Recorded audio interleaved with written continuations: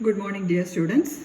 Today we can discuss about the SN2 reactions, that is substitution nucleophilic bimolecular reactions. Nucleophilic substitution bimolecular reaction.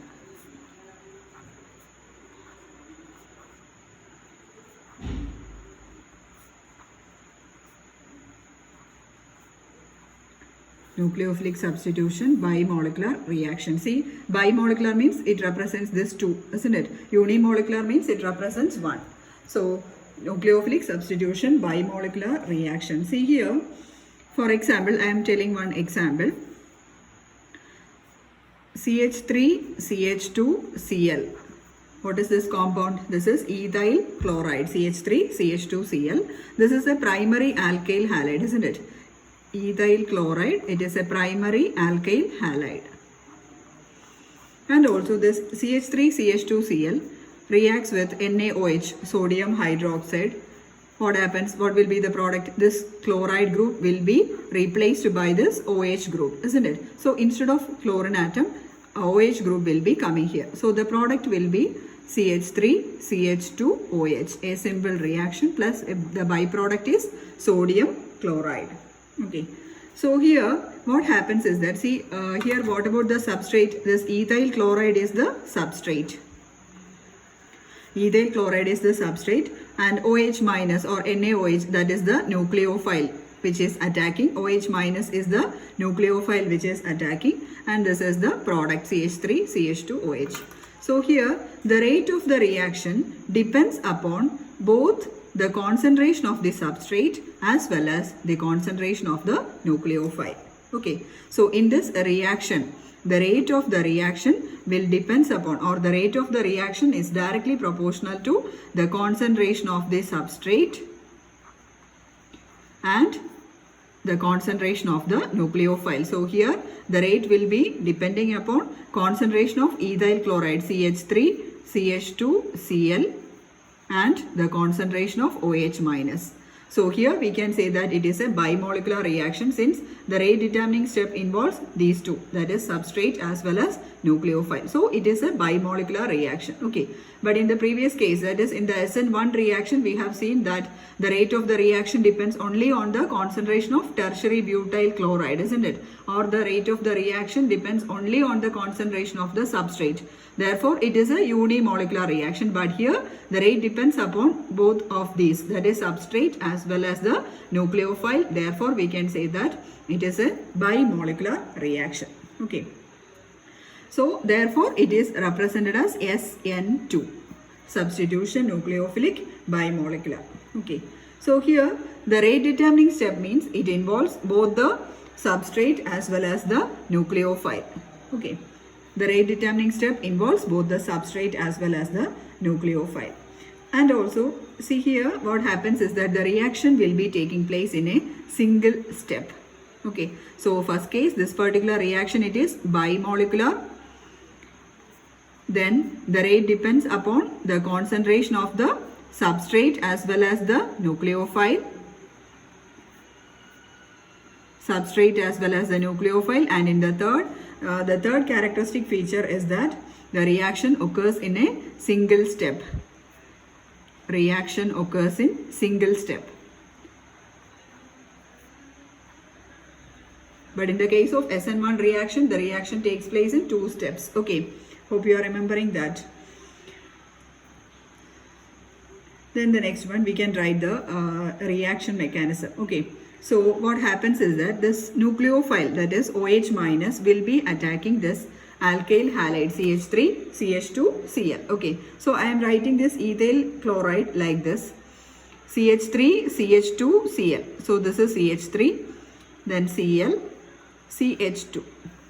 Okay. CH3, CH2, Cl. And also see this OH minus, it is attacking from the back side. Okay, so what happens is that this OH minus, while this OH minus is approaching this carbon atom, what happens is that this Cl will be eliminated as Cl minus. Or here this CCl bond, that is the carbon chloride bond, will be breaking, and a new bond will be formed between this carbon atom and this OH minus. Okay, so simultaneous bond breaking and bond making will be taking place. Clear? A simultaneous bond breaking. Bond breaking means CCl bond will be breaking and COH bond will be making. So both these are happening simultaneously, or that means it will be taking place at the same time. Okay. So the product will be, so what happens is that simultaneous bond making and bond breaking is happening there. That means a transition state will be there in this particular reaction. Okay, there will be an intermediate stage, or there will be a transition phase for the case of this bond breaking and bond making. Okay, and also we can write this transition state like this. Since this OH minus is approaching from the backside of the carbon atom, we can write it like this: OH, it will be having a partial bond with this particular carbon atom. Okay, so this is the bond making process, and again CCl bond will be breaking, isn't it? So that also we can represent with the help of dotted lines. So this is a bond breaking process and this is a bond making process. Hence we are representing it as dotted lines. And again, what are the remaining groups? Two remaining groups are present. So two groups are there, two hydrogens and also one CH3. Okay. So what happens is that the incoming group means the OH minus will be having a bond with carbon, and the leaving group, that is Cl, will be having a partial bond with this carbon atom. Okay. And also then in the last step or in the next phase, what happens? The Cl will be eliminated and OH will be forming a bond. Okay. So the product will be like this: OH, single bond C, H2, then CH3. CH3, CH2, OH. It is a primary alcohol or ethyl alcohol. Okay. So this is the transition state, isn't it? This is the transition state, and also while considering the energy of this transition state, it is very high. Energy of this transition state is very high. That means energy high means that particular species will be a highly unstable one, isn't it? That will be a highly unstable one. So for an unstable species means it will be suddenly converting into products in order to become stable. Okay. Any reaction or any transition state which is highly unstable means it will be suddenly changing into products in order to become stable. So the product will be stable always. So this transition state will be suddenly converting to products which is a highly stable one. So the energy of the transition state, it is very, very high. Okay. So this is the reaction, or this reaction we can call it as the hydrolysis of primary alkyl halides, isn't it? This is a hydrolysis reaction, isn't it? I'll be writing it here. Hydrolysis of primary alkyl halide. Hydrolysis of primary alkyl halide. Okay. So this is the reaction going on. Then the next is, hope you are clear with this hydrolysis of alkyl halide. Then the next one, we can go through the stereochemistry of SN2 reaction.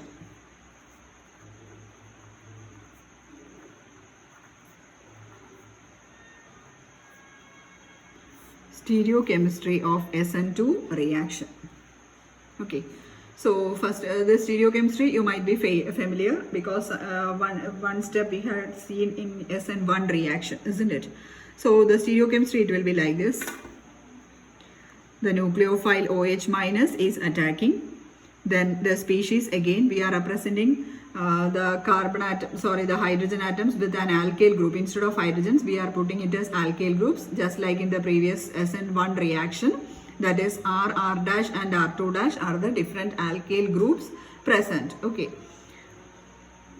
In order to identify the alkyl groups, we are representing it as R dash and R2 dash. Okay. R dash. Then this is R2 dash.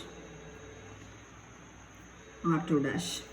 So what happens? Again, backside attack. Backside attack means, just in the case of the first product of SN1, that means there will be an inversion of configuration, but here what happens? In the first step, there will be a transition state formed.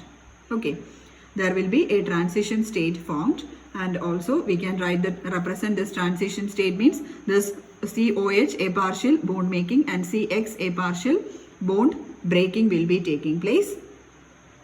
So COH,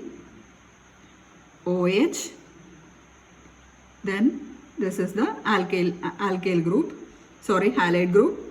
Then again this R in one plane, then R dash, then R2 dash. Okay, R2 dash. Then again what happens in the next step, this X minus will be leaving. So this OH minus will be forming a bond with the carbon atom. OH, C, R. So what happens to this R? This is just again like the opening of an umbrella. Okay. Umbrella opening. You just remember that one. Umbrella opening. So here this R will be coming to this side. This R dash will be coming to this side. Okay. R dash, then R2 dash. R2 dash. Actually this R2 dash will be like this. Okay, R2 dash. So it will be retaining its position. This R dash will be going to the other side. Okay. So this is the stereochemistry, just like opening of an umbrella. So C, R, R dash and R2 dash. So what happens at the first stage, an intermediate will be formed. So this is the transition state or the intermediate stage where the energy is very high.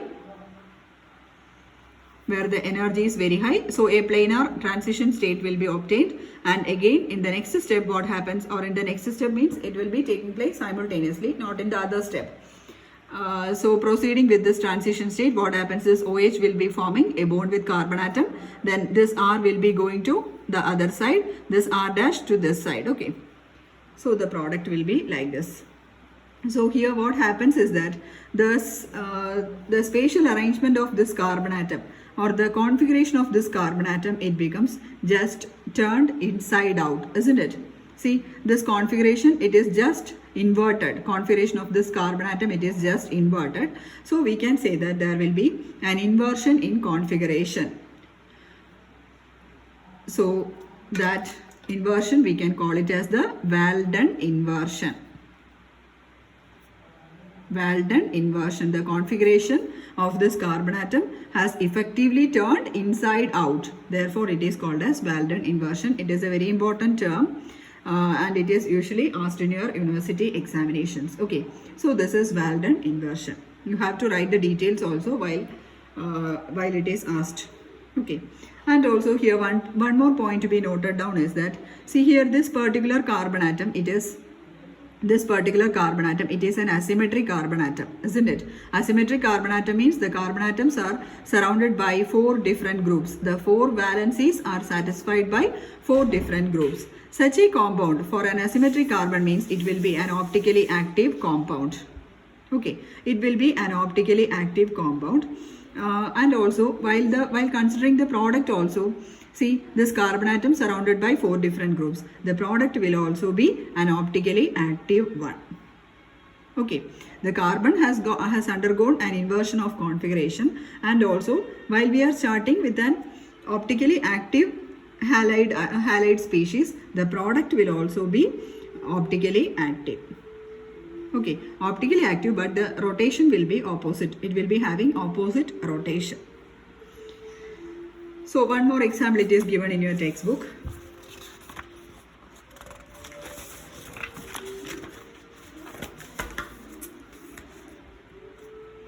Say for example, this example, it is showing the optical activity. Okay, say for example, plus chlorosuccinic acid. Plus chlorosuccinic acid. Plus chlorosuccinic acid. So I am writing this chlorosuccinic acid, COOH, then this carbon, hydrogen, then Cl, then again CH2, then COOH. This is chlorosuccinic acid. Succinic acid, the formula is COOH, CH2, COOH. So instead of one hydrogen, that particular hydrogen is replaced by one chlorine atom. So that is succinic acid. And also on treating this chloro plus chlorosuccinic acid, this is having plus activity. Okay. So while treating with potassium hydroxide, what happens? again inversion of configuration. That means the OH will be attacking from the backside of the leaving group. We are saying about the front and back side means we are considering the front and back side with respect to that of the leaving group. So the leaving group here is chloride ion. So front side attack means it will be from this side, from the front side of the leaving group, or back side means it will be on the back of the leaving group. Okay. So this OH minus will be attacking from the back side of the leaving group, that is the chloride ion. So what happens to the configuration? The configuration will be becoming like this: CH instead of the Cl, and OH attack is, since the attack is from the rear side or from the back side, it will be at this position. Then again COOH, this will be coming to the opposite side. Then again CH2 COOH. So this compound is also an optically active one. This is an asymmetric carbon atom with 4 asymmetric centers, and also we can, this particular compound, this is malic acid, and the optical activity, that is minus. Okay, so we are having 2 optically active species, isn't it? The first one, it is optically active substrate, and the product also it is optically active, but the rotation will be in the opposite direction. Okay. So this is about the examples of SN2 reactions. Okay, then we can go through some other points. See, in the case of SN1 and SN2 reactions, see, in SN1 we are considering an example, tertiary alkyl halide, isn't it? We are considering a tertiary alkyl halide, but in the case of SN2 reaction, we are considering the example of hydrolysis of a primary alkyl halide, isn't it? So what happens is that in both cases, that is in the case of tertiary alkyl halide, it can follow SN1 as well as SN2 reactions. Okay, tertiary alkyl halide can follow both SN1 and SN2 reactions, but the problem is that while during this SN1 reaction, it has got 2 steps, isn't it? 2 steps are there, and the first step, that is the formation of the carbocation, isn't it? Formation of the carbocation. So there what happens is that this formation of carbocation means it depends on the stability of the formed carbocation. The reaction depends upon the stability of this carbocation. So in the case of tertiary alkyl halide, a tertiary carbocation will be more stable than a primary carbocation. Okay.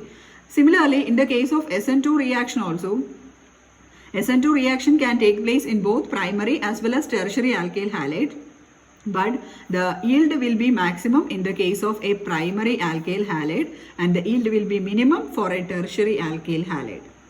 Okay, but in the case of SN1 reaction, the yield will be maximum for a tertiary alkyl halide, while the yield will be minimum for a primary alkyl halide.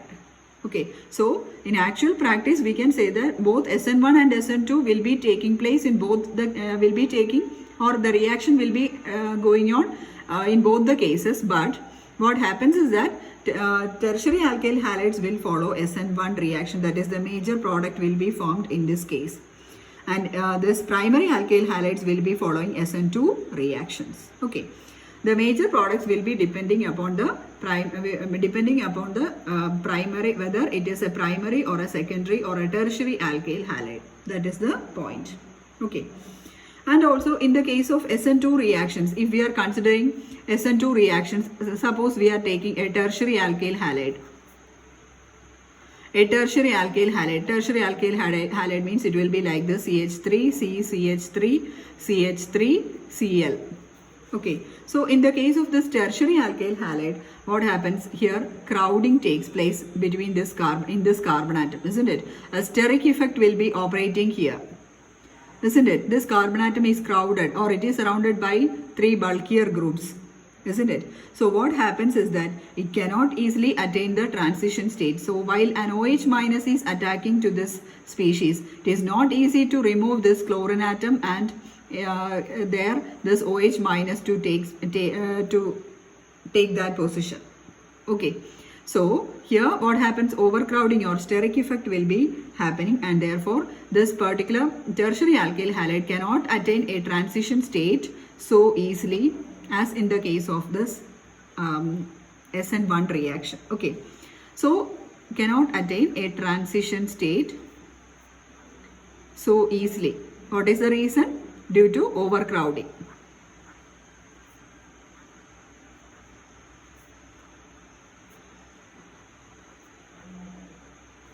Due to overcrowding.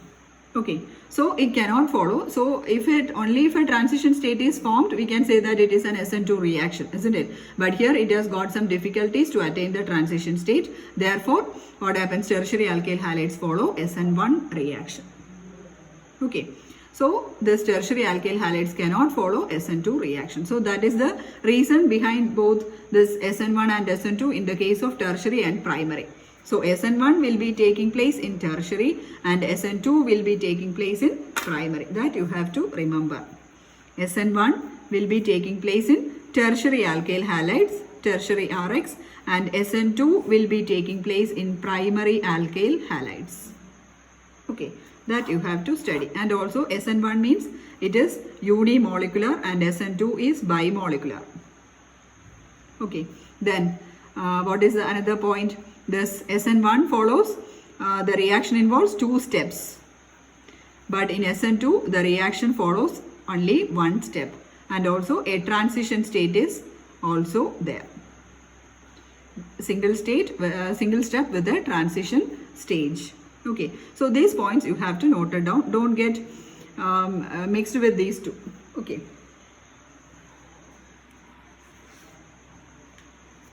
Then the next is we can go through some of the differences between SN1 and SN2 reactions.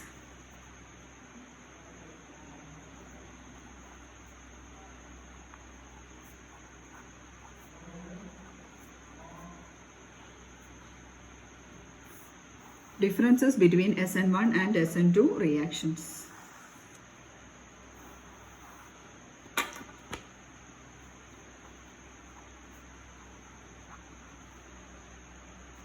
So in the first case, this is a unimolecular reaction. Unimolecular reaction means the reaction will be depending upon, the rate will be depending upon only on the concentration of the substrate, isn't it?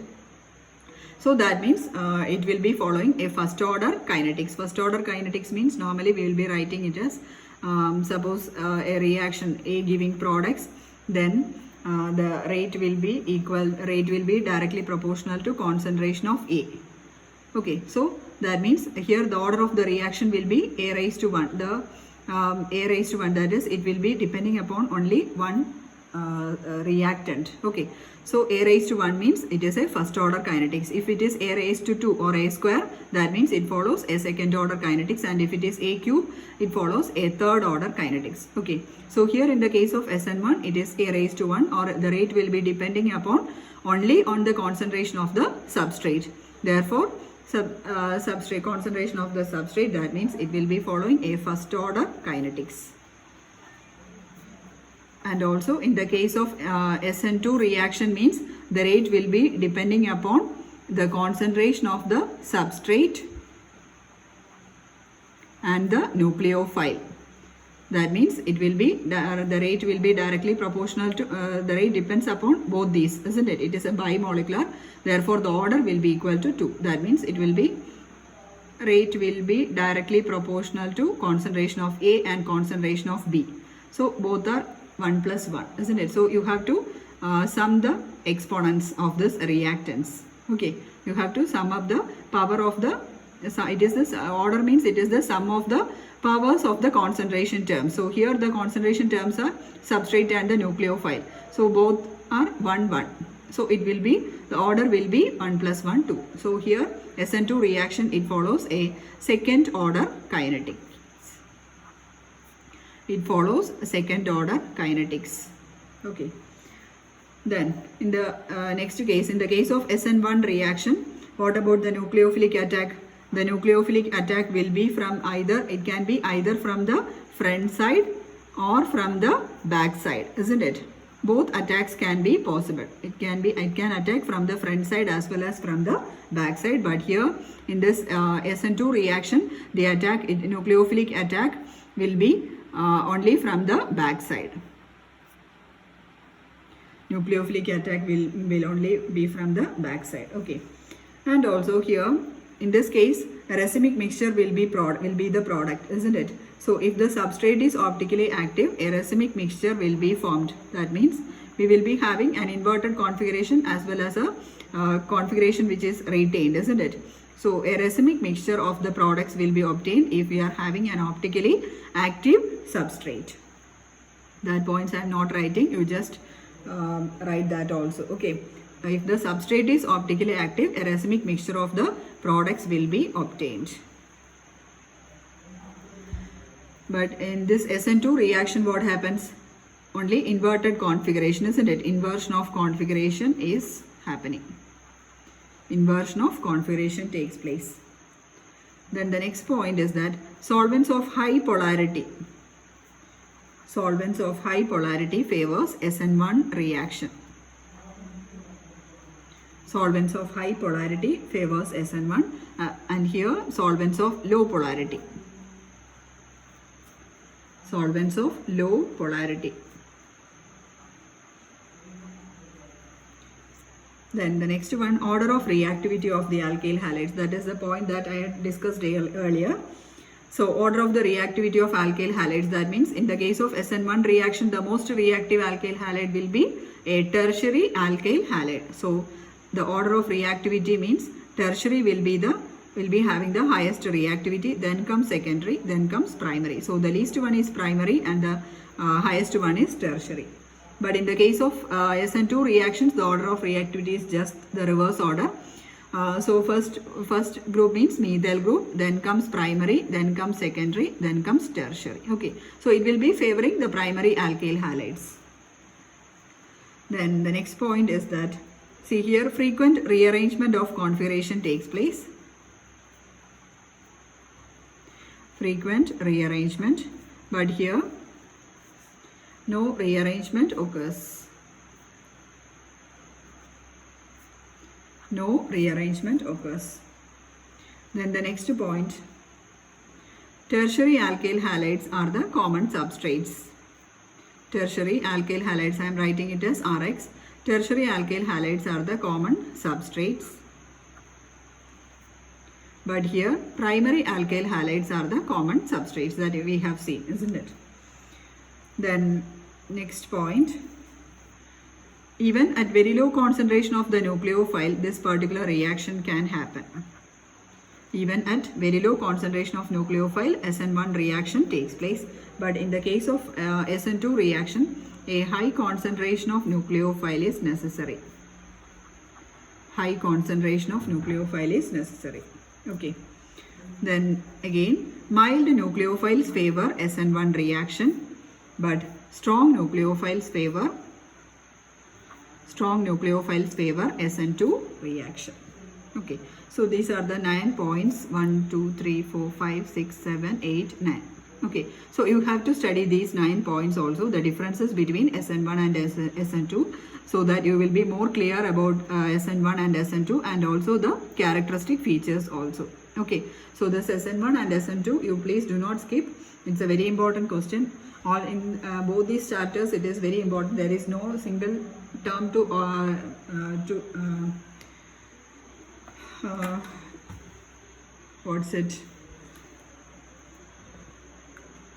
avoid. Okay, so in the next class we can discuss about the factors affecting SN1 and SN2 mechanisms, and also I think we can go through the SNI reactions also. Okay, so for today we can wind up here. Thank you and have a nice day.